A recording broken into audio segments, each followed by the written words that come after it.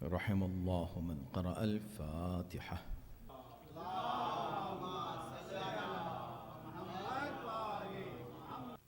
أعوذ بالله السميع العليم من الشيطان اللعين الرجيم. بسم الله الرحمن الرحيم.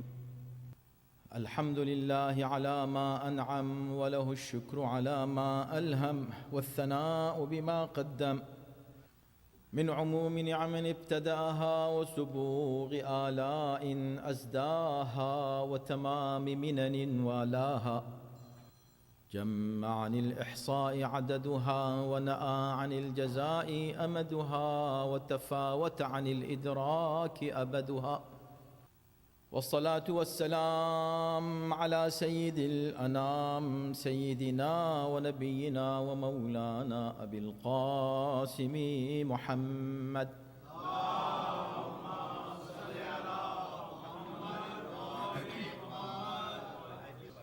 وآله الطيبين الطاهرين المعصومين واللعنة الدائمة على أعدائهم أجمعين من الآن إلى يوم الدين. أما بعد فقد قال الله في كتابه الكريم: بسم الله الرحمن الرحيم. يا أيها الذين آمنوا اتقوا الله حق تقاته ولا تموتن إلا وأنتم مسلمون. صلوات.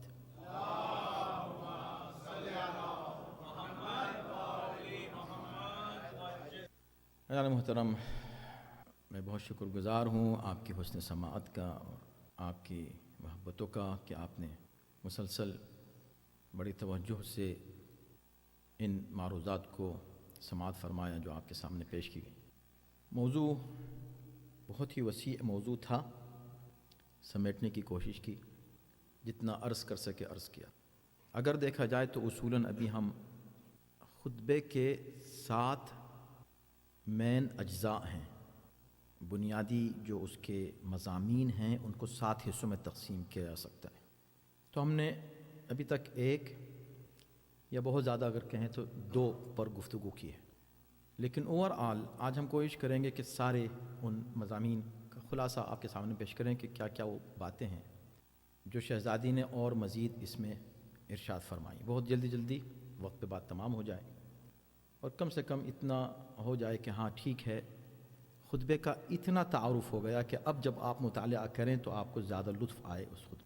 تو جیسے کہ آپ کو معلوم ہے کہ میں نے عرض کیا تھا، ہر دن ہم نے ایک آیت کی تلاوت کا شرف اس لیے حاصل کیا الگ الگ کہ ہم نے دیکھا کہ ہم جس موضوع پہ بات کرنے والے ہیں اس موضوع سے متعلق وہ آیت ہے یا ایسی آیت ہے کہ جس کا حوالہ شہزادی نے دیا. جیسے آج میں نے ایک آیت پڑھی، اس کا حوالہ شہزادی نے دیا. اچھا کہاں دیا ہے، کس آیت کا، کیسے، وہ خود ایک بہت ہی پر لطف ٹاپک ہے. اگر ہم صرف اسی کے ٹاپک بنائیں کہ شہزادی نے 30 آیتیں خطبہ فدق میں پڑھی ہیں، کس آیت کو کس جگہ کیوں کوٹ کیا ہے، یہ بالکل ایک الگ موضوع ہوگا اس بات سے کہ خطبہ فدق کیا ہے. ہمارا عنوان کیا تھا؟ حقیقی اسلام خطبہ فدق کی روشنی میں. آپ اسلام کی حقیقت کو واقعاً اگر سمجھنا چاہیں، خلاصہ دیکھنا چاہیں کہ اسلام ہے کیا اور حقیقی اسلام واقعی، اس لیے کہ آج تو ہر شخص یہ دعویٰ کرتا نظر آتا ہے کہ میں صحیح اسلام کا پیرو ہوں، میں صحیح اسلام کو مانتا ہوں، میرے جو نظریات ہیں وہ صحیح ہیں. نئے نظریات پیدا ہو رہے ہیں، آج تک وہ پیدا ہوتے رہیں گے اسلام کے نام پر، قرآن فہمی کے نام پر. قرآن کو میں سمجھ رہا ہوں، میں نے جو سمجھا بس وہی ہے. لیکن یہ وہ بی بی بول رہی ہے کہ جس کا بولنا اصل میں رسول کا بولنا ہے، اس لیے کہ بضعۃ الرسول ہے. فاطمۃ بضعۃ منی، یہ وہ حدیث ہے کہ جس کا کسی نے نہ صرف انکار نہیں کیا، اس میں کوئی تشکیک نہیں کی ہے. آج تک کسی نے شک نہیں کیا ہے، کسی نے کہا ہی نہیں کہ پتہ نہیں کہا کہ نہیں کہا، نہیں کہا ہے. فاطمۃ بضعۃ منی انتہائی معتبر اور متواتر حدیث ہے کہ فاطمہ میرا حصہ ہے. جب میرا حصہ ہے تو اگر فاطمہ بول رہی ہیں تو نبی بول رہے ہیں، اور نبی بول رہے ہیں تو خدا بول رہا ہے.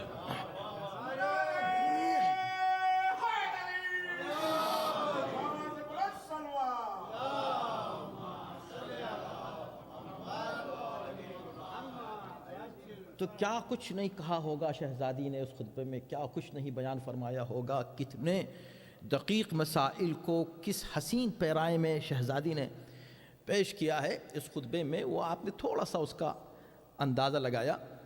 ان مجالس میں پوری بات تو نہیں ہو سکتی تھی، اب دیکھیں قسمت میں اگر رہا اور کبھی آئندہ گفتگو کا موقع ملا تو اس کے دوسرے اجزاء پر گفتگو ہو سکتی ہے۔ جیسے میں نے ابھی عرض کیا کہ اس خطبے کو مضمون بنا کر مضمون موضوع در موضوع گفتگو کی جا سکتی ہے۔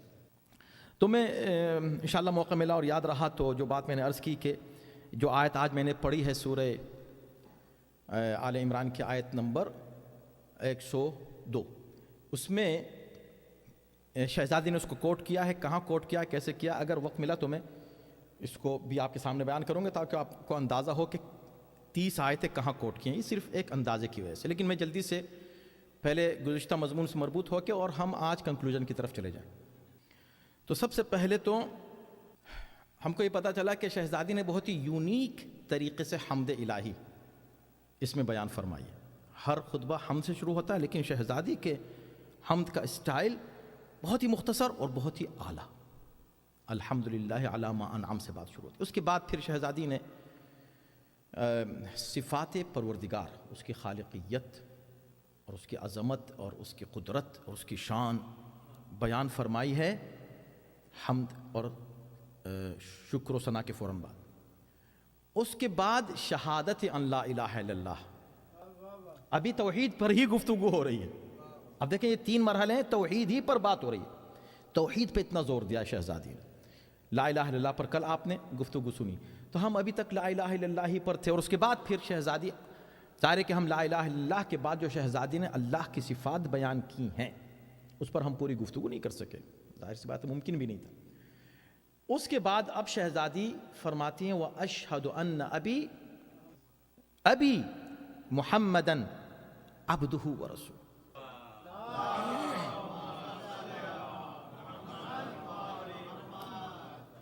میں کیا عرض کروں، جتنے بھی جو باتیں میری سامنے آتی ہیں میں سمجھتا ہوں یہ بہت ہی ضروری ہے، اس لیے مجھے بیان کرنا ہی کرنا ہے، حالانکہ کوئی اور بات بھی ذہن میں ہوتی ہے کہ وہ بیان کر دوں، بس جو بیان ہو جائے جتنے وقت میں، ہم سب کی قسمت جتنا ہم لے سکیں، اور اللہ انشاءاللہ اس کو قبول کرے، شہزادی قبول فرمائے انشاءاللہ۔ سب سے بڑی بات ہے، اور ہمارے علم و معرفت میں انشاءاللہ اور اضافہ۔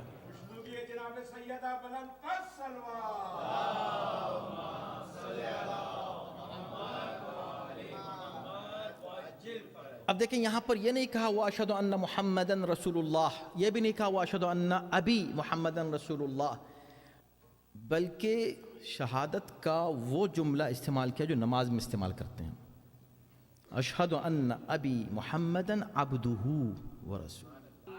آپ کہیں گے کیا فرق ہے اس میں؟ یہی تو کمال ہے شہزادی، یہی تو بات ہے کہ ہر جملے پر، ہر لفظ پر آپ دیکھیں، رکیں، سوچیں کیوں۔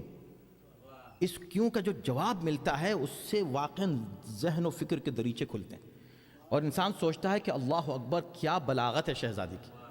تو یہ جو یہاں عبدہ و رسولہ کہا خطبے میں، عمومی طور پر خطبے میں اس انداز سے بات نہیں ہوتی ہے۔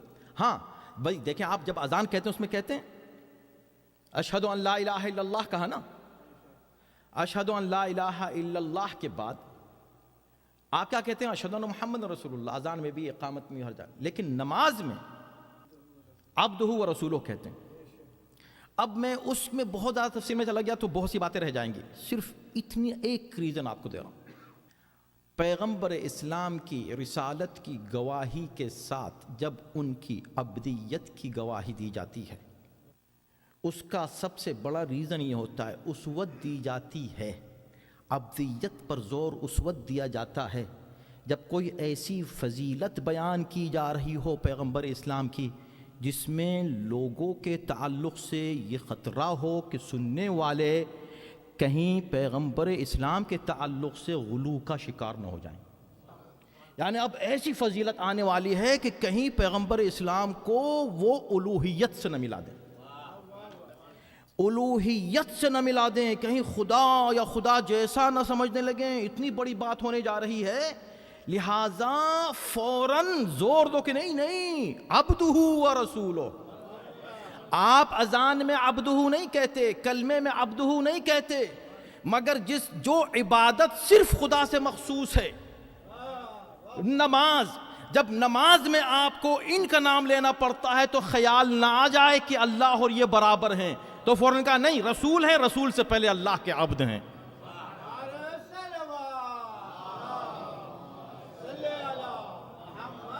عبدیت کی بات وہاں ہوتی ہے جہاں اتنی کوئی بڑی فضیلت ظاہر کی جا رہی ہو کہ وہاں ذہن اس جانب جا سکیں، جانے کا خطرہ ہو، خدشہ ہو کہ کہیں غلو کی طرف نہ جائیں۔ اور آپ کو پتہ ہے غلو، ہر فضیلت کو بیان کرنے کو آج کل غلو کہنے لگے ہیں لوگ۔ غلو کا مطلب یہ ہے کہ ان کے مقام سے بڑھانا، اور مقام سے رسول اللہ کو بڑھانے اور اہل بیت کو اور مولا علی کو بڑھانے کی صرف ایک ہی کیفیت ہے، ایک ہی صورت ہے کہ ان کے مقام سے ان کو بڑھایا جائے کہ آپ ان کو خدا کہہ دیں، بس۔ اس کے بعد آپ جو کچھ کہیں گے کم ہی کم ہوگا، ان کے شان نہیں ہوگا۔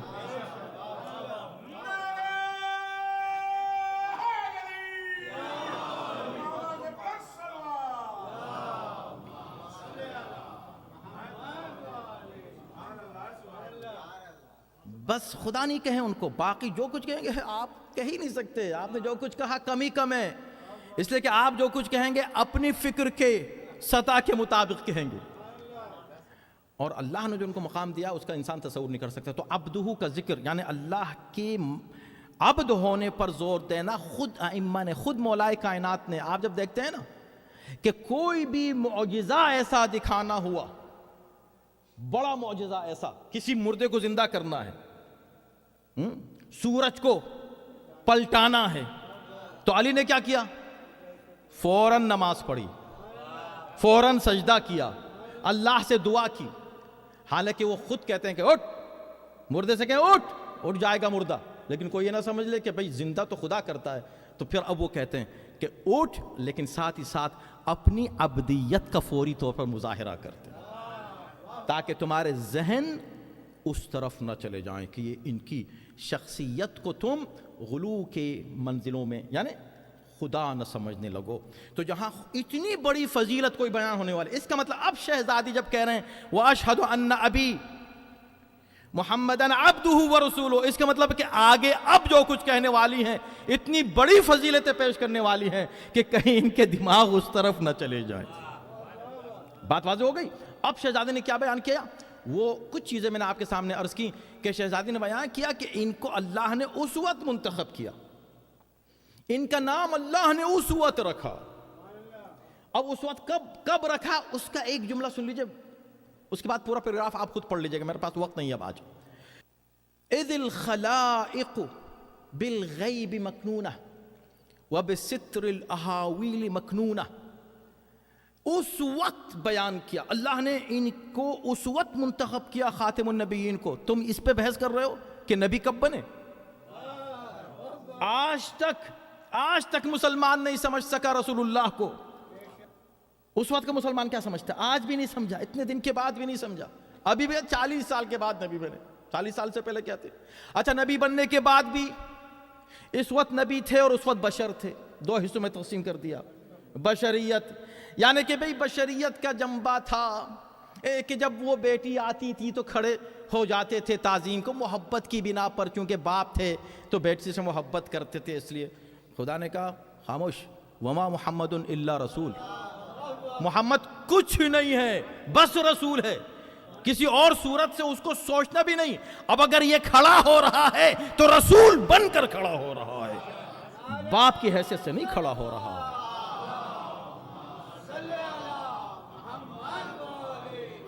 تو شہزادی فرما رہے ہیں کہ اس وقت یہ مقام اللہ نے ان کو رسالت کا عطا کیا، آج نہیں نبی بنے، جبکہ پوری کائنات غیب کے پردوں میں چھپی ہوئی تھی۔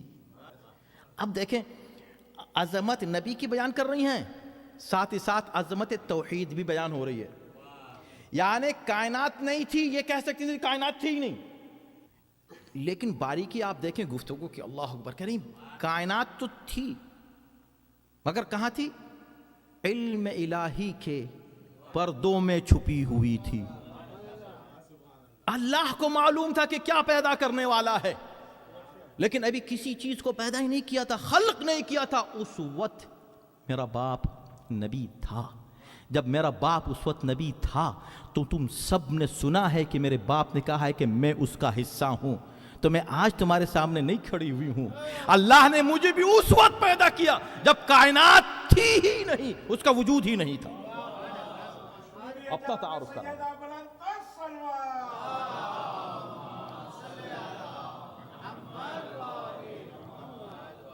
بستر الاحاویل مکنونہ، اللہ کے علم غیب میں تھی بس ابھی کائنات، اس کا وجود تھا ہی نہیں، اس وقت اللہ نے پیدا کیا۔ اور اشارے ان احادیث کی جانب بھی شہزادی فرما رہی ہیں، تم نے یقیناً میرے بابا کو کہتے ہوئے سنا ہوگا، یہ خطبے کا حصہ نہیں ہے لیکن یہ اشارے ہیں اس جانب، کیا کنت نبیا وآدم من الماء والطین، میں اس وقت بھی نبی تھا جب بھی آدم پیدا بھی نہیں ہوئے تھے، نبی تھا، بنایا نہیں گیا تھا اس وقت، نہیں نبی تھا، کب سے تھا نہیں پتہ ہی نہیں کب سے تھا، کب سے تھا؟ اول ما خلق اللہ نوری، اللہ نے سب سے پہلے میرے نور کو خلق کیا، اور جس نور کو سب سے پہلے خلق کیا، انا وعلی من نور واحد، میں اور علی ایک ہی نور سے ہیں۔ بتانا چاہ رہے ہیں کہ یہ جو فدق تم نے چھینا ہے اس کی حقیقت کیا ہے؟ جس کے صدقے میں یہ پوری کائنات پیدا کی گئی ہے، اسے اس فدق کی پرواہ ہوگی؟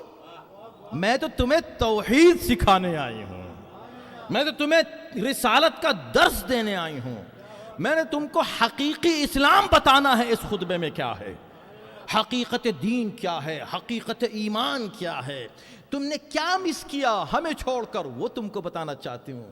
میں بتانا چاہتی ہوں کہ میں کون ہوں، میرے بابا کون تھے، علی کون ہے، یہ آج میں تم کو بتاؤں گی۔ اس کے بعد پھر شہزادی نے رسول اللہ کی اور بھی فضائل بیان کیے ہیں، بیان کرتے ہوئے اس کے بعد پھر شہزادی آتی ہیں اور صحابہ کو خطاب کرتی ہیں براہ راست، ڈائریکٹ، اور ان کی ذمہ داریاں ان کو یاد دلاتی ہیں، پھر آگے بڑھتی ہیں۔ اس کے بعد پھر شہزادی نے فلسفہ احکام بیان کیے ہیں، واجبات و محرمات کے ریزنز ایک ایک لفظ میں بیان کیے ہیں، ہر ریزن، یعنی کہ یہ خود اس قابل ہے کہ اس کو مضمون قرار دے کر ایک ایک لفظ پر ڈیٹیل میں گفتگو کی جائے اور اس سے ہم اپنی زندگی بہتر سے بہتر بنا سکیں۔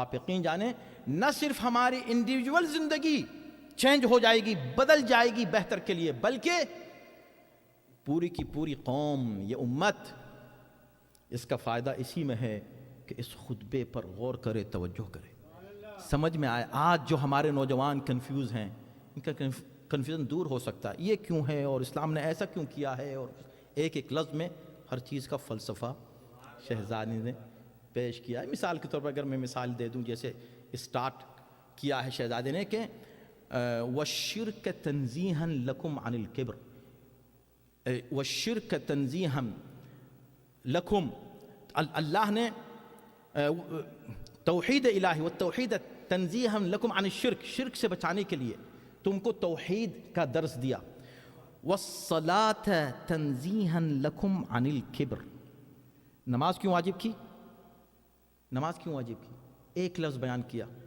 10 آپ کو ریزن دیے جا سکتے ہیں کہ نماز واجب کیوں ہے، شہزادی نے ایک لفظ دیا، کیا، تنزیہاً لکم عن الکبر، تاکہ تمہارے یہاں تکبر پیدا نہ ہو۔ کیا بات ہے، آپ یقین جانیں اگر اس پر ہم گفتگو کریں ہمارے سوشل لائف بدل جائے۔ کتنے مسائل ہیں جو صرف کبر کی وجہ سے پیدا ہوتے ہیں، انسان کے اندر ایک عجب پیدا ہو جاتا ہے کہ میں کچھ، آئی ایم سم تھنگ، یہ آئی ایم سم تھنگ کا جو تصور شیطان دماغ میں ڈالتا ہے نا، اس کے بعد دوسروں کو کمتر سمجھتا ہے، کمتر سمجھتا ہے تو وہیں سے مسائل کریٹ ہوتے ہیں، ہمبلنس ختم ہو جاتی ہے۔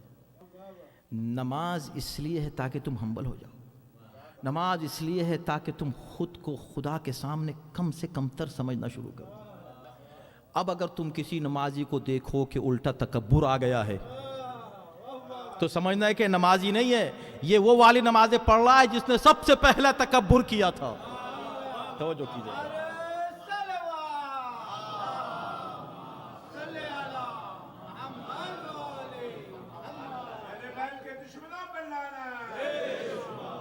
اور جیسے جیسے نمازی تم حقیقین کہاں یہ بات بیان کر رہی ہیں؟ مسجد میں انہوں نے ابھی نماز پڑھی ہے، ابھی بعد میں اس خطبے کے بعد بھی نماز پڑھیں گے. ہاں لیکن کیا ہے، تکبر کا کیا عالم ہے بھئی. دیکھیں ایک بات یہ کہ آپ تکبر کریں کسی چھوٹے کے سامنے، وہ بھی جائز نہیں ہے. جو واقعی آپ سے چھوٹا ہو پھر بھی آپ کہیں میں تو بڑا ہوں، یہ بھی تکبر ہے. ٹھیک ہے چھوٹا ہو آپ کا، ٹھیک ہے آپ بڑے ہیں، پھر بھی خود کو بڑا مت سمجھیں، اس لیے کہ آپ سے بڑے کتنے موجود ہیں. ایک تکبر آپ کریں اس کے سامنے جو آپ کے برابر ہے، ایک تکبر آپ اس کے سامنے کریں جو آپ سے بڑا ہے، اور ایک تکبر آپ اس کے سامنے کریں کہ آپ کا اور اس کا کوئی مقابلہ ہی نہیں ہے، وہ آپ سے اتنا بڑا ہے. تو شہزادی ہر جملے میں جرنل ہمیں بھی، امت کو بھی، عام مسلمانوں کو بھی، اس دور کے لیے بھی، آگے کے ادوار کے لیے بھی میسج ایک ایک جملے میں دے رہی ہیں، اور خاص طور پر جو لوگ سن رہے ہیں ڈائریکٹ ان کو بھی میسج دے رہی ہیں. تم نماز پڑھی ہے، تم نماز پڑھتے ہو. اللہ نے نماز اس لیے واجب کی کہ تکبر ختم ہو جائے. تم کو پتا ہے تم کس کے سامنے تکبر کر رہے ہو؟ تم نے اس کے سامنے تکبر کیا کہ اللہ نے جب آدم کو پیدا کیا سب کو حکم دیا اس کو سجدہ کریں. دیکھیں یہ سب تسلسل ہے گفتگو کا، لیکن اس کو حکم نہیں تھا کہ جس کو اس وقت پیدا کیا تھا جب کائنات تھی ہی نہیں. آدم تو بہت بعد میں آئے کائنات کے، جو کائنات سے بہت پہلے تھے وہ ہم تھے، وہ علی تھے. تم آج ہمارے سامنے تکبر کر رہے ہو. اب ایک جملہ سن لیجئے، یعنی گویا شہزادی ان سے پوچھنا چاہتی ہے کہ تم کو کچھ پتا ہے نماز کا مطلب کیا ہے؟ نمازی ہو تم، نمازی ہو کر ہمارے مقابلے پر آ رہے ہو، نمازی ہو کر ہمارے مقابلے. ہم کون ہے اہل بیت؟ کون ہے رسول کائنات؟ کون ہے یہ نور؟ کون ہے اس نور کے ٹکڑے؟ یہ وہ ہیں جن کو خدا نے اتنا بلند قرار دیا. انہوں نے خود کو بلند نہیں کہا، وہ اور ہیں جو خود کو بلند کہتے ہیں، اور وہ اور ہیں جن کو خدا بلند کہتا ہے. اللہ نے ان کو بلند اتنا کیا کہ سب پر واجب تھا کہ آدم کو سجدہ کریں. ان کو حکم نہیں دیا گیا تھا. کیوں؟ اس لیے کہ آدم کے سجدے کا بھی حکم تھا ہی اس لیے کہ یہ نور ان کی پیشانی میں آ چکا تھا. انہیں سجدے کا حکم نہیں تھا، اور جب اس نے انکار کیا کہ میں تو سجدہ نہیں کرتا تو خدا نے یہی بات کہی، استکبرت ام کنت من العالین. تو تکبر کر رہا ہے، خود کو بڑا سمجھ رہا ہے، یا واقعی تو ان لوگوں میں ہے جو عالین ہیں؟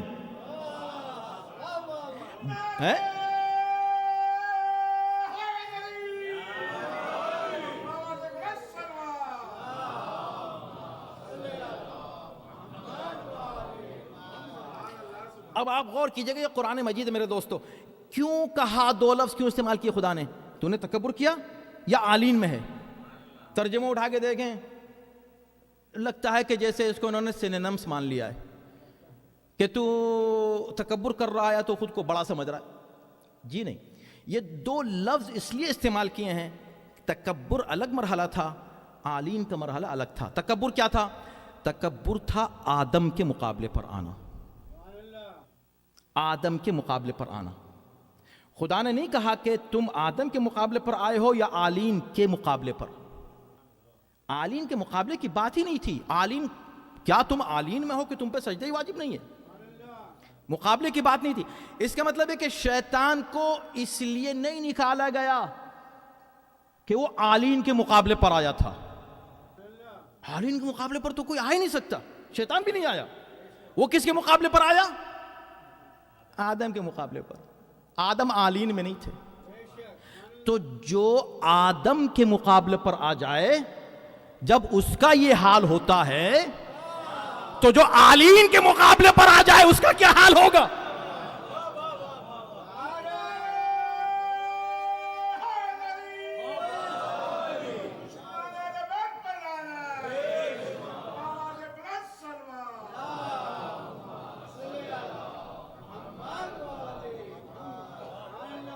جو ہے نا یہ دیکھیں اس خطبے کے کمالات دیکھیں، جس انداز سے شہزادی گفتگو کر رہی ہیں. اس کے بعد پھر آگے بڑھتے ہیں. میں جو جملہ آتا جا رہا ہے میں آپ کے سامنے پیش کرتا جا رہا ہوں، وقت پر میری نظر ہے.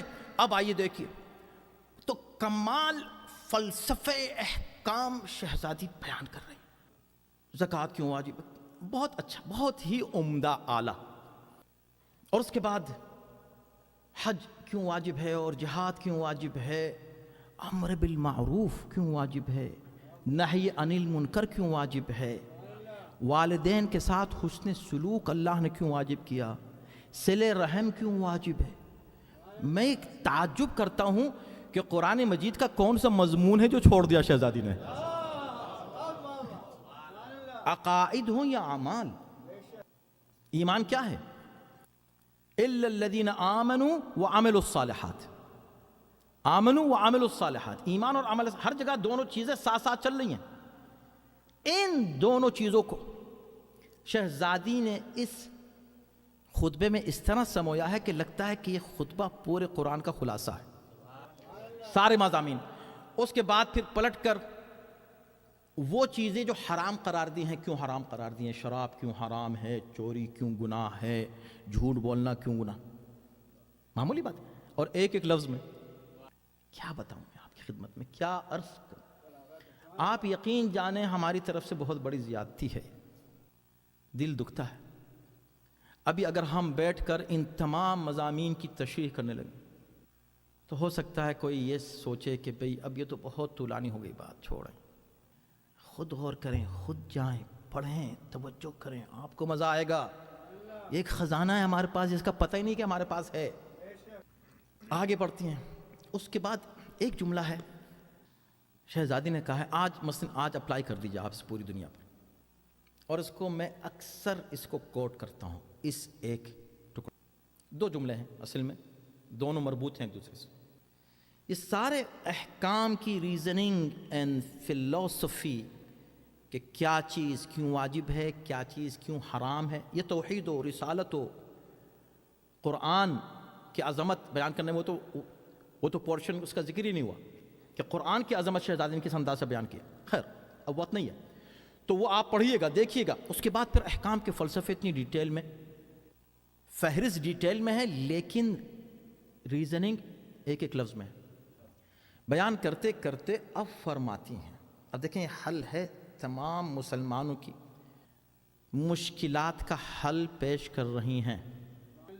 گارنٹیڈ حل، گارنٹی ہے.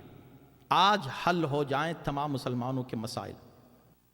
مسلمانوں کے مسائل صرف اس لیے ہیں کہ سب بکھرے ہوئے ہیں، ٹکڑوں میں بٹے ہوئے ہیں، گروہوں میں تقسیم ہو چکے ہیں. فرقہ وارانہ تعصبات ان مسلمانوں میں آپس میں آ گئے، ایک دوسرے کی تکفیر کر رہے ہیں.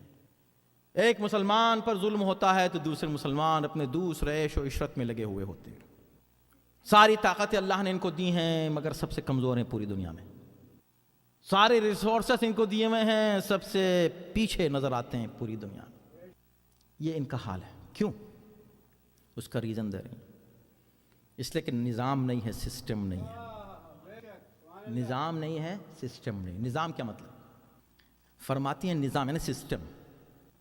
اب آپ دیکھیں وہ ملک، آپ ملکوں کو دیکھ لیجئے، وہ ملک قطعاً ترقی نہیں کر سکتے جہاں سسٹم نہیں ہے، جہاں پر لاز نہیں ہیں یا لاز ہیں مگر ان کو فالو نہیں کیا جاتا. اب میں ملکوں کے نام لوں گا تو ہو سکتا ہے سینسٹیوٹی آ جائے، لیکن اگر میں یہ کہوں کہ کچھ ملک ایسے ہیں کہ آپ اگر وہاں جائیں اور آپ ریڈ لائٹ پر رکیں تو لوگ آپ کی مذاق اڑائیں گے. ارے آپ کہاں رک گئے؟ ارے ریڈ لائٹ ہے. ارے ہوگی ریڈ لائٹ، آگے بڑھیں. ہے کہ نہیں؟ ریڈ لائٹ پر رکنا جرم ہو جاتا ہے. اس میں کہاں سے آئے ہیں بھائی آپ؟ کیوں؟ اس لیے کہ سسٹم ہی نہیں ہے. قانون ہے اس کو فالو نہیں کیا جا رہا، سسٹم نہیں ہے. اور اس کے نتائج دیکھ لیجئے، کبھی ترقی نہیں کر سکتے. آپ دوسروں کا بائیکاٹ کر لیجئے، ٹھیک ہے، ایک آپ کو لسٹ دے دی جائے گی کہ اس چیز کا بائیکاٹ کر دیں. لیکن اگر دشمن مسلمانوں کا بائیکاٹ کرنا چاہے تو کس چیز کا بائیکاٹ کرے؟ اس کے پاس کوئی فہرست ہے بائیکاٹ کرنے کی؟ کچھ کیا ہے مسلمانوں نے؟ کوئی چیز ہے مسلمانوں کے پاس؟ مسلمانوں کے پاس جو مین طاقت ہے، پاور ہے، سورس ہے، ریسورس ہے، وہ اتنی اعلیٰ ہے کہ وہ خود اس کو اثاثہ نہیں سمجھتے، تو دشمن کیا سمجھے گا؟ دشمن سمجھتا ہے کہ قرآن ان کے پاس سب سے اہم چیز ہے، اہل بیت ان کے پاس سب سے اہم چیز ہے، لہٰذا ان کو قرآن سے بھی الگ کرنے کی کوشش کرتا ہے، اہل بیت سے بھی الگ کرنے کی کوشش۔ اب آئیے شہزادی کیا کہہ رہی ہیں، مسلمانوں کے ان مسائل کا حل کیا ہے؟ یہ جو پریشانیاں اس وقت مسلمانوں کے پاس ہیں، اس کا حل کیا ہے؟ کہتے ہیں سسٹم نہیں ہے۔ اس سسٹم کا ریزن کیا ہے کہ تمہارے پاس سسٹم نہیں ہے، لاز نہیں ہے تمہارے پاس؟ تو فرمایا وطاعتنا نظاما للملہ، اللہ نے ہماری اطاعت تم پر اس لیے واجب کی تھی تاکہ ملت کا نظام قائم رہے۔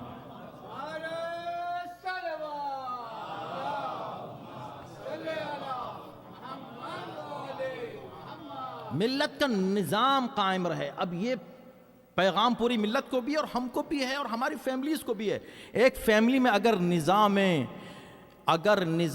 اطاعت اہل بیت قائم ہو جائے، ایک گھر میں اگر نظام اہل بیت کا قائم ہو جائے، تو دیکھیں آپ اس کے نتائج کیا ہوں گے، وہ گھر کیسا جنت بن جائے گا۔ اس لیے کہ وہاں پر اگر کوئی کنفلکٹ ہوتا ہے تو اس کے ریزولوشن کے لیے شریعت کے احکام موجود ہیں، اور یہ احکام اہل بیت سے ہم کو ملے ہیں۔ اہل بیت کی اطاعت ہمیں نظام سے جڑا ہوا رکھتی ہے۔ تو فرماتی ہے کہ جو تم ٹکڑے ٹکڑے ہو گئے، یہ تم بٹ گئے یا آگے امت بڑھ جائے گی، اس کا ریزن یہ ہے کہ تم ہماری اطاعت سے ہٹ گئے۔ اگر تم سب کے سب ہماری اطاعت کرنے لگو تو نظام سسٹم امت کا قائم ہو جائے، ایک ہو جائے گی امت۔ اس کے بعد وَإِمَامَتَنَا، اطاعتنا امامتنا، ہماری امامت کو اس لیے واجب قرار دیا، وَإِمَامَتَنَا أَمَانًا مِنَ الْفُرْقَةِ، فرقہ ہونے سے بچانے کے لیے۔ تمہاری یونیٹی کا واحد مرکز امامت ہے۔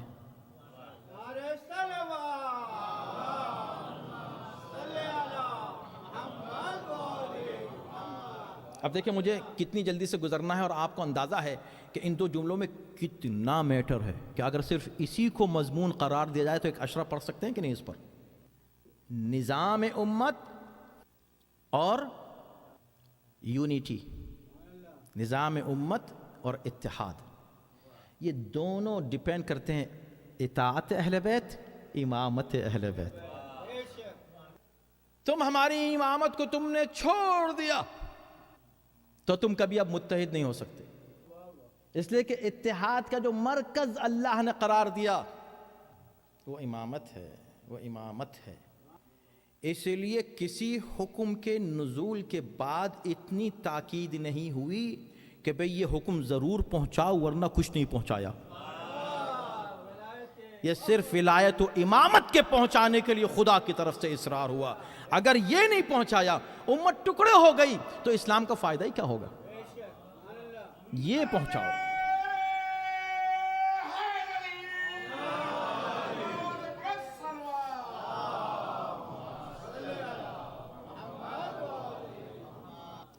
تو گھر سے لے کر ایک چھوٹا سا یونٹ ہے، سب سے چھوٹا یونٹ ہے سوسائٹی کا گھر، وہاں سے آپ اسٹارٹ کریں۔ یہ جو گھروں میں اختلافات ہوتے ہیں نا، آپ یقیناً اختلاف کا کوئی گنجائش ہی اسلام نے نہیں چھوڑی ہے۔ اختلاف کا مطلب ہے ڈس ایگریمنٹ ہوا، ڈس ایگریمنٹ ہو گیا، ایگریمنٹ کر لو۔ نہیں ہو رہا ہے اور بالکل کنفلکٹ ہو گیا، اور کنفلکٹ جو ہے وہ اب دشمنی میں تبدیل ہو گئی، دشمنی جو ہے جدائی میں آ گئی۔ کیوں؟ وائی؟ اس لیے کہ حل نہیں مل رہا ہے ان کو۔ اسلام نے لائنز ڈیفائن کی ہوئی ہیں، ہر کنفلکٹ کا حل موجود ہے۔ وَإِن تَنَازَعْتُمْ فِي شَيْءٍ، اگر کسی معاملے میں تنازع ہو جائے، اختلاف ہو جائے، چاہے فیملی کو ہو جائے، چاہے کمیونٹی کو ہو جائے، چاہے گلوبل سوسائٹی کو ہو جائے، چاہے امت کو ہو جائے، تو تم کیا کرو؟ فَرُدُّوهُ إِلَى اللَّهِ وَرَسُولِ، اللہ اور رسول کے پاس آ جاؤ، سارے مسائل حل ہو جائیں گے۔ لیکن اگر تم اللہ اور رسول ہی سے تنازع کرنے لگو، اسی کے احکام سے، اسی کی معین کردہ لیڈرشپ سے، تو تمہارا کیا حال ہوگا؟ تو شہزادی نے دو جملے فرمائے ہیں، اس پر غور کیجئے، اس پر توجہ کیجئے۔ اور اس کو یاد کر لیجئے اور اس کو اپنے گھروں پر اپلائی کیجئے. اگر خدا نخواستہ کوئی اختلاف پیدا ہو تو اس جملے کو یاد کیجئے. شہزادی نے فرمایا کہ ہماری اطاعت اس لیے تھی کہ گھر میں بھی تمہارے نظام قائم رہے, یہ جو کمیونٹی ہے, یہ جو ادارہ ہے, یہ جو سینٹرز ہیں ہمارے, یہ جو ہماری کمیونٹی ہے, یہ جو ہماری سوسائٹی ہے, اس میں بھی سسٹم باقی رہے. یعنی ہم آپس میں بجائے لڑنے جھگڑنے کے کہ اچھا دیکھیں اہل بیت نے اس میں کیا کہا ہے. آپ کو جواب ملے گا کہ نہیں؟ مل جائے گا. بس جو اہل بیت نے کہا تم بھی مان لو ہم بھی مان لیں, بات ہی ختم ہو گئی. اختلاف آئے گا کہاں سے اگر ہم اہل بیت کی بات ماننا شروع کر دیں گے. تو یہ اپلائی کریں ہم ہر جگہ. اور یہ امت جو آج اتنی بد نصیب و بد قسمت بن گئی ہے, اس کا سبب یہی ہے کہ وہ امامت سے ہٹ گئی ہے. بلکہ آپ ابھی دیکھ لیجئے, جو گروہ, جو امتیں, جو ملک امامت سے جڑے ہوئے ہیں ان کے سر نہیں جھکتے, اور جو امامت سے ہٹ گئے ان کا حال دیکھ لیجئے کہ کیا حال ہے. امامت کی طرف آ جاؤ تو عزت بھی ملے گی, سر بلندی بھی ملے گی, یونیٹی بھی ہوگی, اتحاد بھی ہوگا. صلوات بھیجے محمد و آل محمد.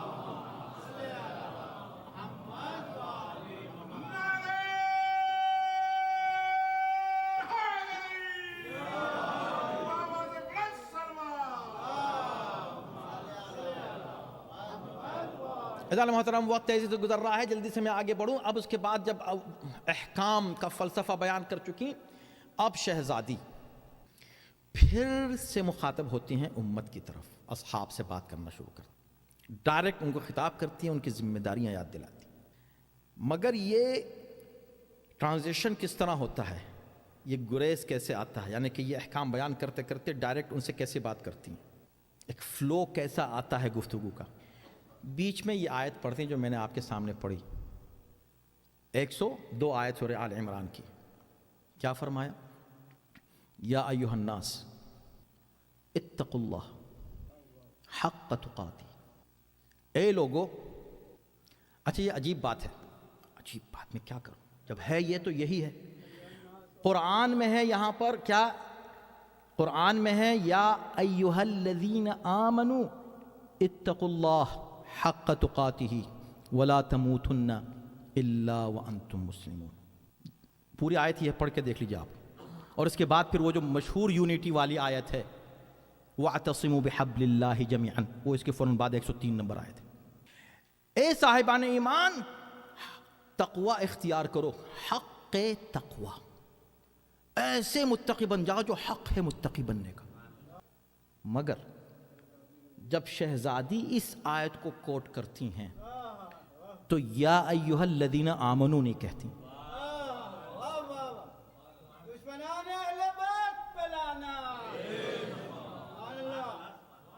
کہاں سے شروع کرتی ہیں؟ اتقوا اللہ حق تقاتہ. اب میسج پہنچ گیا ہو نا, اب تشریح کی کوئی ضرورت نہیں ہے. شہزادی نے خود بیان کر دیا کہ وہ مجمع کو کیا سمجھ رہی ہیں. آیت یہاں سے شروع کرتی ہیں, اٹھا کے دیکھیں خود ہر چیز کا ایک ریزن ہے, جو شہزادی کی زبان سے نکل رہا ہے اس کا فلسفہ ہے, اس کے پیچھے حکمت ہے, اس کے پیچھے. یعنی گویا کہنا چاہ رہی ہیں اے لوگو متقی بن جاؤ. تو آپ کہیں گے ارے واہ, جو مومن نہیں ہوگا متقی کیسے ہوگا؟ بھئی سورہ بقرہ کی آیت نمبر 21 میں, بقرہ کی آیت نمبر 21 میں اللہ ارشاد فرما رہا ہے, اے انسانو یا ایھا الناس اعبدوا ربکم الذی خلقکم والذین من قبلکم, اللہ کی عبادت کرو جس نے تم کو اور تم سے پہلے لوگوں کو خلق کیا, لعلکم تتقون, تاکہ تم متقی بن جاؤ. تو خدا عام انسانوں کو بھی تقوی کی طرف بلا رہا ہے. اب چونکہ شہزادی تقوی کی آیت کا حوالہ بھی دینا چاہ رہی تھی, 70 کم سے کم آیتیں ہیں تقوی کے تعلق سے, ان آیتوں میں سے کسی آیت کا حوالہ دے سکتی تھی, مگر اس آیت کو پڑھنا تھا. کیوں؟ اس لیے کہ ابھی یونیٹی کی بات کر چکے کہ یونیٹی کا تعلق ہماری امامت سے ہے, اور یہ آیت یونیٹی کے لیے مقدمہ ہے قرآن میں. مگر آیت اسٹارٹ ہوتی ہے الذین آمنوا سے, تو شہزادی اس لفظ کو ہٹا دیتی ہیں. آیت رہے کوڈ بھی ہو جائے, مگر شہزادی پھر بھی اور بھی تو آیتیں نے کہا نہیں، اس میں چونکہ یہ واحد آیت ہے تقوی کے تعلق سے پورے قرآن میں، جس میں یہ کہا جا رہا ہے کہ تقوی اختیار کرو اس طرح جو حق تقوی ہے، کیونکہ حق تقوی کے بغیر اب جو میں کہنے جا رہی ہوں ان کی سمجھ میں نہیں آئے گا۔ یہ آیت کیوں کوٹ کی، اس جگہ کیوں کوٹ کی، یہی بات کیوں کہی، یہ یا ایھا الذین آمنوا کو کیوں ہٹا دیا؟ اس لیے کہ اب شہزادی اس کے فوراً بعد جو بات کہنے جا رہی ہیں وہ کیا ہے؟ تقوی کے بغیر ہدایت حاصل نہیں ہو سکتی۔ ھدی للمتقین، یا ایھا الذین آمنوا اتقوا اللہ وکونوا مع الصادقین، صادقین کے ساتھ بھی کوئی تقوی کے بغیر نہیں آ سکتا۔ نہ قرآن ملے گا تقوی کے بغیر، نہ اہل بیت ملیں گے تقوی کے بغیر۔ تو جب یہ سب باتیں آپ کے ذہن میں ہیں، اب دیکھیں کہ یہ لوکیشن اس آیت کی یہاں پر کیوں ہے، یہاں کیوں کوٹ کیا کہ تقوی اختیار کرو، حق تقوی۔ کیوں؟ اس لیے کہ اب جو جملہ کہہ رہی ہیں وہ یہ ہے جو آپ بار بار سن رہے تھے تقریباً ہر مجلس میں۔ کیا فرمایا؟ اعلموا انی فاطمہ،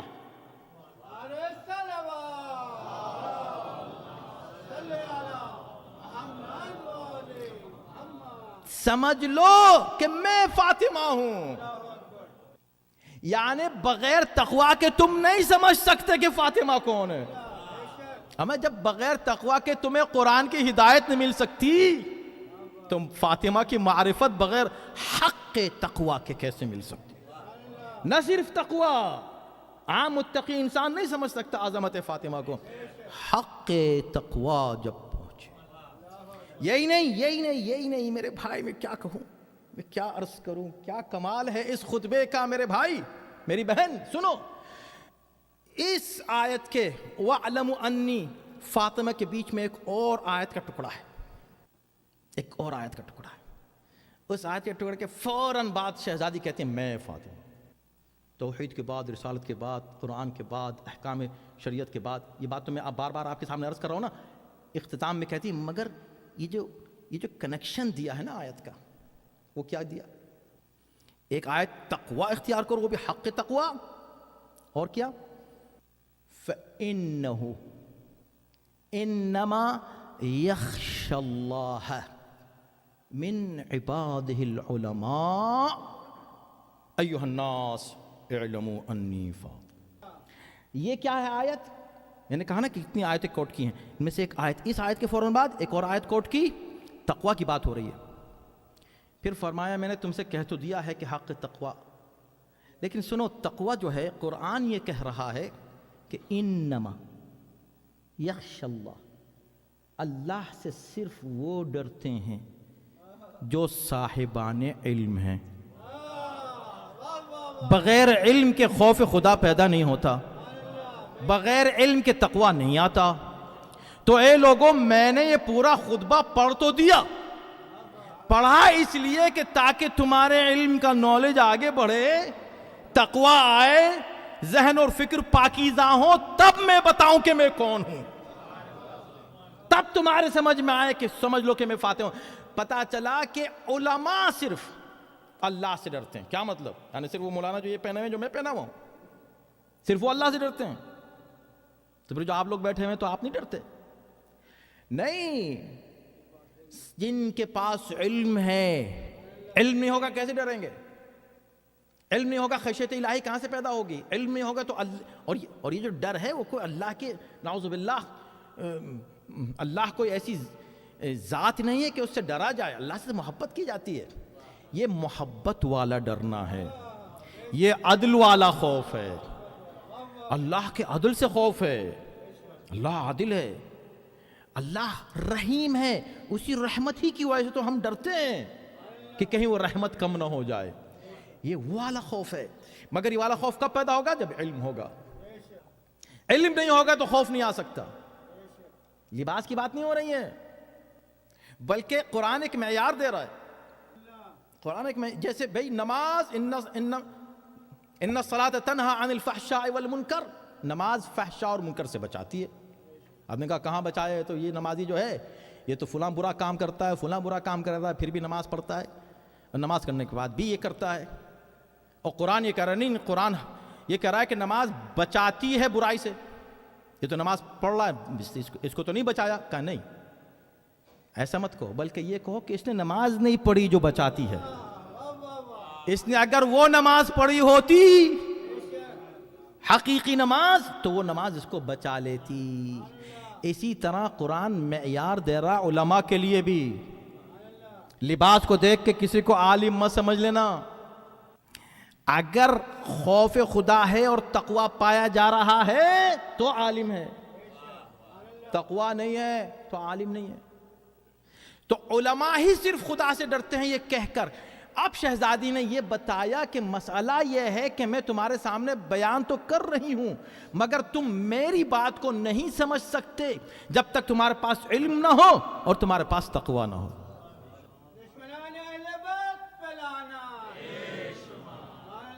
آج بھی علم و تقوی کے بغیر نہ خدا سمجھ میں آتا ہے، نہ رسول سمجھ میں آتے ہیں، نہ ولایت سمجھ میں آتی ہے، اور نہ حضرت زہرا سلام اللہ علیہا کا مقام سمجھ میں آتا ہے. اب میں وقت تمام ہو گیا، مجھے رکنا تھا اور رکنا ہے، میں رک جاتا ہوں. لیکن ایک چیز صرف کہ شہزادی نے مولا علی کے جو فضائل بیان کیے ہیں یہ بھی ایک مضمون ہے، یعنی کہ اس خطبے میں سے مضامین لے کر انہی کو عنوان قرار دیا جا سکتا ہے. مثلا یہ کہ فضائل امیر المؤمنین خطبہ فدق کی روشنی میں فضائل یہ بیان کیے شہزادی نے. بہت سے فضائل ہیں، ان میں سے مثلا پہلے ان کی حالت بیان کی، تمہاری کیا حالت تھی، کیا سچویشن تھی. رسول اللہ کی بات کرتے کرتے فرماتی ہیں کہ سنو، میرے جو والد تھے، میرے باپ، وہ عظیم ذات تھے کہ اگر ان تعزوہ و تعریفوہ، اگر تم ان کی عزت کرو اور تمہیں ان کی معرفت ہو تو کیا ہوگا؟ اگر پیغمبر کی تم عزت کرو اور تم ان کی معرفت کرو، تمہیں معرفت حاصل ہو تو کیا ہوگا؟ تجدوہ ابی غیر نسائکم. کیا بتاؤں، وہ تنگ ہو گیا میں. اس میں کیا کمال ہے کہ اگر تم رسول کی، کوئی کہ میں تو رسول اللہ کو جانتا ہوں، میں تو ان کو پہچانتا ہوں، میں تو ان کی عزت کرتا ہوں، میں تو ان کی معرفت رکھتا ہوں. اگر تم رسول کی عزت کرو، ان کی معرفت کرو، تو اس کا نتیجہ یہ ہوگا کہ تمہیں یہ علم ہوگا، تم یہ پہچان لوگے، تمہاری معرفت یہاں تک پہنچائے گی کہ تم یہ جب پوری دنیا کو دیکھو گے تو تم یہ پاؤ گے کہ ابھی دون نسائکم، کہ وہ صرف میرے باپ ہیں، کسی اور عورت کے باپ نہیں ہیں. کرتے رہو بحث، بیٹیوں پر کرتے رہو بحث. شہزادی نے کہا کرو گے اس کا مطلب تم نبی کو نہیں پہچانتے.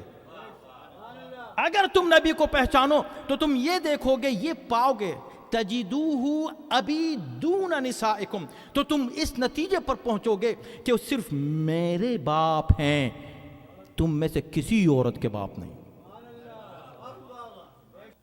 یہاں نہیں رکتی، پھر کیا کہتی ہیں؟ وَأَخَ ابْنَ عَمِّ دُونَ رِجَالِكُمْ، اور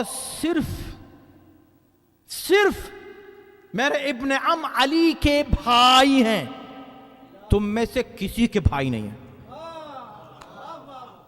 بخدا میں کہہ رہا ہوں میرا بھائی ہے.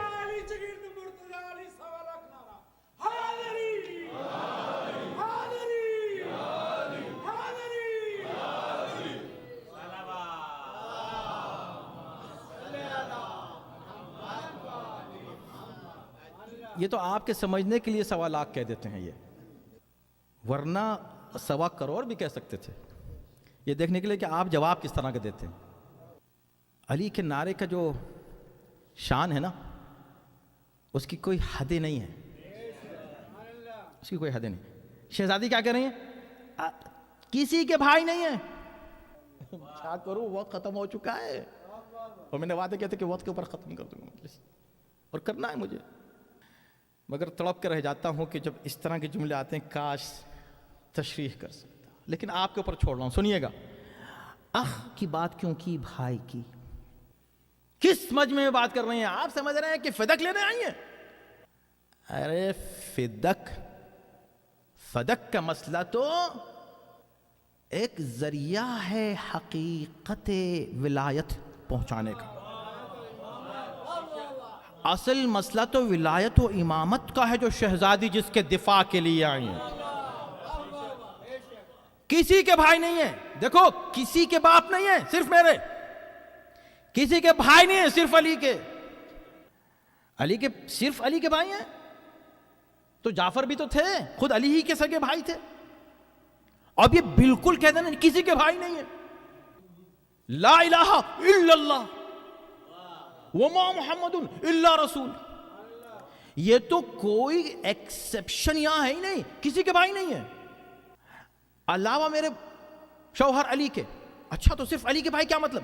کہا نہیں، میں جس بھائی کی بات کر رہا ہوں وہ اخوت یہ خود جان رہے ہیں میں جس مجمع میں کہہ رہی ہوں. یہاں مہاجرین بھی بیٹھے، ان کا بھی ذکر کیا ہے خطبے میں، انصار بھی بیٹھے ہوئے ہیں، ان کا ذکر کیا ہے خطبے میں. یہ جو بات یہ دونوں بیٹھے ہیں مہاجرین و انصار، یہ باہر سے آئے تھے، یہ یہیں کے رہنے والے تھے، ان میں اختلافات تھے. میرے بابا نے ان میں اخوت قائم کی، اس کو اس کا بھائی بنایا، اس کو اس کا بھائی بنایا. لیکن مہاجر کو مہاجر کا نہیں، مہاجر کو انصار کا، انصار کو مہاجر کا. جب سب کو بھائی بنا چکے تو صرف ایک شخصیت رہ گئی جس کو کسی کا بھائی نہیں بنایا. تو لوگ مڑ مڑ کے دیکھنے لگے، یا علی آپ کو کسی کا بھائی نہیں بنایا، آپ کو کسی کا بھائی نہیں بنایا. تو علی خاموش رہے، مسکراتے رہے کہ ان کو کیا پتا کہ میں کس کا بھائی ہوں. ایک مرتبہ جیسے یہ شکایت رسول اللہ تک پہنچی کہ ہاں میں ابھی تم کو بتاتا، آؤ میرے بھائی علی میرے پاس آؤ. بھائی سنو، یہ میں نے تم کو ایک دوسرے کا بھائی بنایا ہے، مگر ہم دونوں کو خدا نے بھائی بنایا.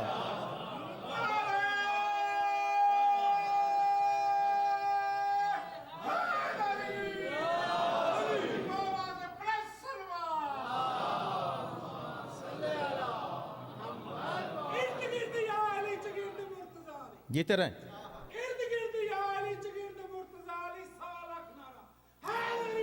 یا علی یا اللہ اکبر. ہم کو علی اخی فی الدنیا والآخرہ، دنیا اور آخرت میں بھائی بنایا ہے. مسئلہ ابھی بھی پوری بات نہیں پہنچی. بھائی، یہ بھائی کا مسئلہ نہیں ہے کہ رشتہ قائم کیا جا رہا ہے کہ بھائی بھائی کا. پہلے تو یہ بتائیں، آج مسلمانوں سے میں پوچھتا ہوں، چلے میری بات تو رہے گی نا انٹرنیٹ کے اوپر. ایک سوال دیکھتا ہوں کون مولوی یا عالم ہے یا قاری ہے یا حافظ اس کا جواب دیتا ہے. جب مہاجر و انصار کے بیچ میں اخوت قائم کی جا رہی تھی تو علی کو بھائی بنانے کے لیے انصار میں سے کسی کا انتخاب کیا جاتا. علی اور نبی تو دونوں خود ہجرت کر کے یہاں آئے ہیں. اگر اس کیٹیگری میں آپ ڈالیں تو مہاجر میں یہ دوستی اور یہ اخوت کیسی؟ اس کا مطلب یہ ہے کہ جب بھائی سے بھائی بنا رہے تھے تو مؤرخین نے لکھا ہے کہ ایسے نہیں، رینڈم نہیں بنا رہے تھے، مزاج دیکھ کے. اس کا مزاج اس سے ملتا ہے، اس کا مزاج اس سے ملتا ہے، اس کا اس سے ملتا ہے، اس کو اس کا بھائی بنا دو، اس کو اس کا بھائی بنا دو. اب نبی علی کو اپنا بھائی نہیں بنا رہے ہیں، یہ کہہ رہے ہیں کہ خدا نے کس کا مزاج کیسا بنایا ہے. بھئی اور کون ہے جس کا مزاج نبوت سے مل سکے، اور وہ کون ہے جس کا مزاج امامت سے مل سکے؟ بس یہ امامت ہے جس کا مزاج نبوت سے ملتا ہے، نبوت کا مزاج امامت سے ملتا ہے.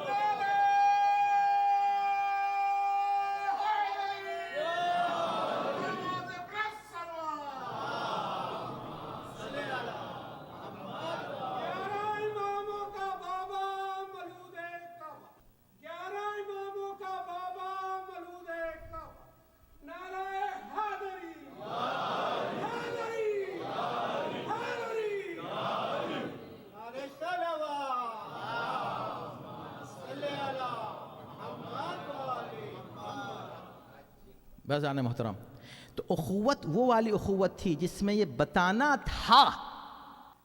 کون سی اخوت؟ بھائی. وہ والا بھائی. کون سا بھائی؟ یہ وہ بھائی ہے جو شہزادی اس وقت کوئی بھائی نہیں ہے میرے بابا کا سوائے علی کے. کیا مطلب؟ وہ سارے موقع یاد دلا رہی ہیں جب علی کو نبی نے بھائی کہا. سب سے پہلے تو اس وقت کہا تھا کہ جو میری مدد کرے گا وہ میرا بھائی ہوگا، اور جب مدد کا وعدہ صرف ایک ہی نے کیا تو شانے پہ ہاتھ رکھ کر یہی کہا تھا ھذا اخی. آج تم علی کے مقابلے پر آئے ہو، یہ تو اس وقت نبی نے اخوت کا اعلان کیا تھا کہ یہ میرا بھائی ہے، یہ میرا وصی ہے، یہ میرا خلیفہ ہے، یہ میرا جانشین ہے. فاسمعوا له واطیعوہ، اس کی بات سنو، اس کی اطاعت کرو. جو ابھی مسلمان ہی نہیں ہوئے تھے، میرے بابا نے ان کو حکم دیا تھا کہ میرے بھائی کی اطاعت کرو.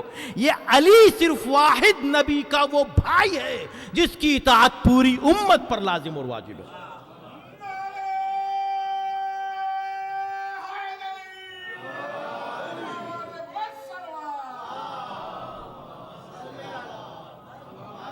اور یہ وہ ہارون امت ہے. جیسے موسیٰ نے کہا تھا یا اللہ یہ میرا بھائی ہے، اس کو میرا خلیفہ قرار دے، میرا وزیر بنا دے.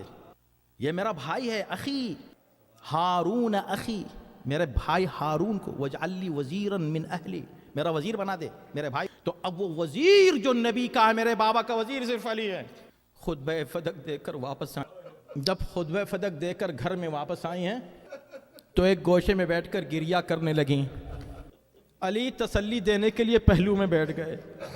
نبی کی بیٹی صبر کریں، مجھے معلوم ہے کہ آپ کو بہت تکلیف ہوئی ہے، آپ کو بہت اذیت ہوئی ہے، آپ کا حق چھینا گیا ہے. روتے روتے بی بی ایک مرتبہ فرماتی ہیں اے امیر المؤمنین، اے سید الوصیین، اے حسنین کے بابا، میں بالکل اس بات پہ نہیں رو رہی ہوں کہ مجھے فدق نہیں دیا گیا. فرمایا پھر کس بات پہ گریہ ہے؟ کیا یا علی میں آپ کی مظلومیت کو رو رہی ہوں، اس لیے کہ مجھے معلوم میں اپنے بابا کے پاس جانے والی ہوں. میں یہ سوچ رہی ہوں یہ امت آپ کے ساتھ کیا کرنے والی ہے یا علی. علی اتنا تنہا رہ گیا تھا نبی کے بعد کہ کوئی علی کی حمایت کرنے والا نہیں تھا علاوہ فاطمہ کے. وہ علی جس نے تمام انبیاء کی مدد کی، وہ علی جس نے رسول اللہ کی شروع سے آخر تک زندگی بھر حمایت کی، وہ علی اکیلا رہ گیا ہے اور علی کی کوئی حمایت کرنے والا نہیں ہے علاوہ فاطمہ کے. اسی لیے قبر پر بیٹھ کر آنسو بہاتے تھے علی، اور فاطمہ کو خطاب کر کے کہتے تھے فاطمہ تم مجھے تنہا چھوڑ کر چلی گئی، اب اس دنیا میں میرا کوئی نہیں رہا، اب میرا اس دنیا میں کوئی نہیں رہا. کتنی بڑی مظلومیت ہے، کیا مسلمان اس پہ غور نہیں کرتا؟ کتنی بڑی مظلومیت ہے. کیا وجہ تھی جو علی نے فاطمہ کی قبر کو چھپایا ہے؟ کیا وجہ تھی جو شہزادی نے یہ وصیت کی کہ پردے شب میں میرا جنازہ اٹھے؟ آج آپ دیکھ لیں کسی بھی ایک انسان کا جنازہ جس کو قوم پہچانتی ہے جانتی ہے، اس کا جنازہ اٹھتا ہے، پوری قوم جمع ہو جاتی ہے، بڑا مجمع ہوتا ہے.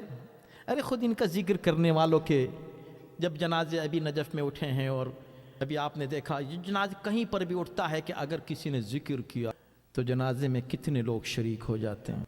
یہ جنازہ کس کا اٹھ رہا تھا؟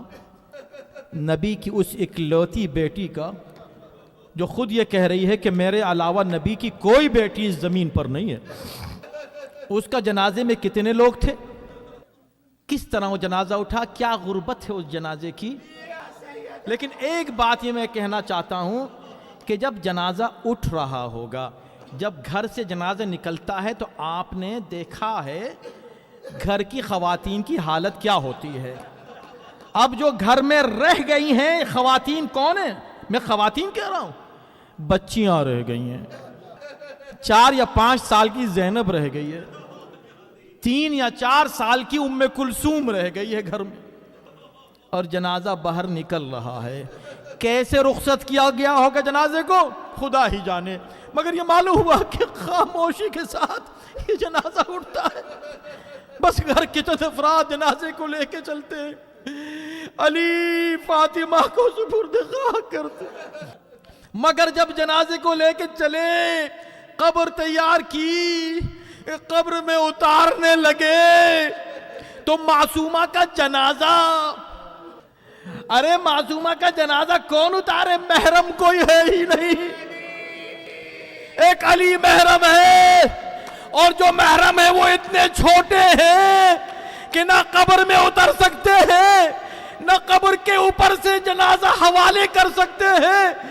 علی غربت کے عالم میں کبھی دائیں دیکھتے ہیں، کبھی بائیں دیکھتے ہیں، فاطمہ کے جنازے کو کیسے اتارو؟ ایک مرتبہ تو نبودار ہوتے، علی لا میری امانت کو مجھے دے دے، رسول آ گئے فاطمہ کو لینے کے لیے۔ ہازادارو، یہی ایک مشکل شام کے علی کے سامنے آئی تھی، ہاتھ میں بہن کا جنازہ ہے، ارے قبر میں اتارے تو کیسے اتارے؟ آ گیا تھا باپ لینے کے لیے، لاؤ میری سکینہ کو میرے۔ وَسَيَعْلَمُ الَّذِينَ ظَلَمُوا أَيَّ مُنْقَلِبٍ يَنْقَلِبُ۔ سے بہتر انداز ذکر اہل بیت سنانے۔ خداوندہ ہمارے علم و معرفت میں حضرت اور جو ہماری بہنیں ہیں ان کو کنیز، ہمارے بچے، ہمارے نوجوان، خداوندہ ہم سب کی مدد فرما، ہمارے بچوں کو صراط مستقیم پر قائم رکھ، اور معرفت پر قائم اور باقی رکھ۔ ان مجالس کے انعقاد میں جن حضرات نے جس طرح بھی کوشش کی ان پر اپنی رحمت اور برکت، جن حضرات نے وقت دیا ہے، ان مجلسوں میں شریک ہوئے ہیں، خداوندہ ان کے وقت میں، ان کے عمر میں برکت، صحت و عافیت کے ساتھ تو لے، ان کو تو کیا انعام دے گا ہمیں نہیں پتا، لیکن اس دنیا میں انہیں محسوس ہو شرکت کا تو نے انہیں انعام کرامت فرمایا ہے۔ حسین